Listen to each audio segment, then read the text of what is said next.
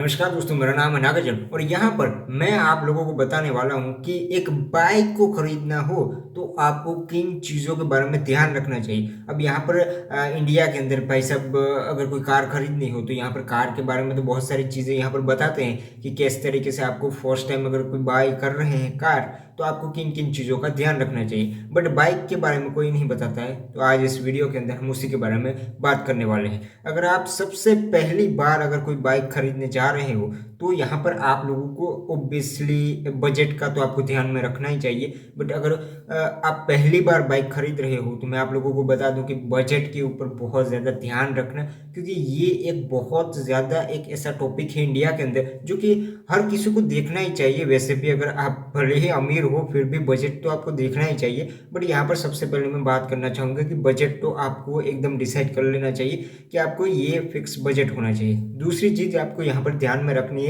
कि आपको किस तरीके की बाइक खरीदनी है, मतलब कि आपको कौन से टाइप की बाइक खरीदनी है। अगर आप अपने बच्चों के लिए खरीद रहे हैं तो उनको क्या कोई स्पोर्ट्स बाइक या फिर नॉर्मल बाइक चलेगी, कहाँ पर वो काम करने के लिए कोई जा रहा है या फिर कोई घूमने के लिए बाइक खरीद रहा है, तो उन चीज़ों का ध्यान में रखते हुए यहाँ पर बाइक को परचेज करना चाहिए। तीसरी चीज़ यहाँ पर ध्यान में रखनी चाहिए, कंपनी। अब यहाँ पर कई सारी बाइक कंपनीज होती है जो कि सिर्फ स्पोर्ट्स बाइक बनाती है या फिर उस तरीके की बाइक बनाती है। आज की डेट में अगर हम लोग देखें तो बाइक के अंदर भाई साहब इलेक्ट्रॉनिक चीज़ें काफ़ी ज़्यादा आने लग गई है। अगर पहले के मुकाबले के स्प्लेंडर वगैरह को देखो तो आज के ज़माने की स्प्लेंडर और पहले के ज़माने की स्प्लेंडर में भाई ज़मीन आसमान का फ़र्क है।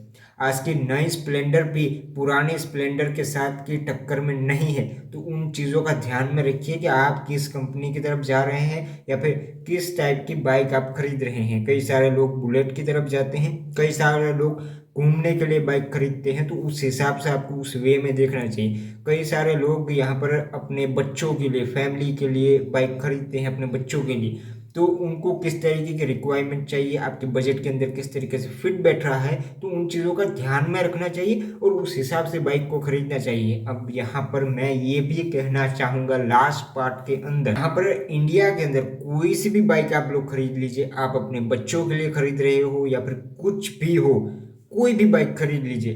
बट एक चीज़ का हमेशा ध्यान में रखिए कि उसके साथ हेलमेट खरीदना ना भूले, क्योंकि हेलमेट इज़ कंपलसरी। और हेलमेट चाहे एक बंदा चला रहा हो या फिर दो बंदे, दोनों को हेलमेट तो कंपलसरी पहनना ही चाहिए। और ये आप अपने बच्चों को या फिर आप खुद भी समझ लीजिए कि हेलमेट सबसे ज़्यादा ज़रूरी है।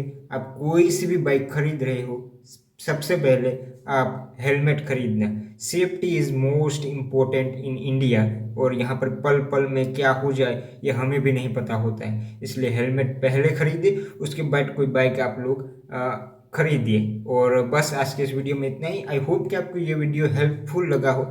अगर इस तरीके के और भी कार्स एंड बाइक से रिलेटेड वीडियोस जानने हैं, देखने हैं, तो इस चैनल को सब्सक्राइब कर लेना। फिर से मिलेंगे एक और नई क्रेजी वीडियो में, तब तक के लिए गुड बाय।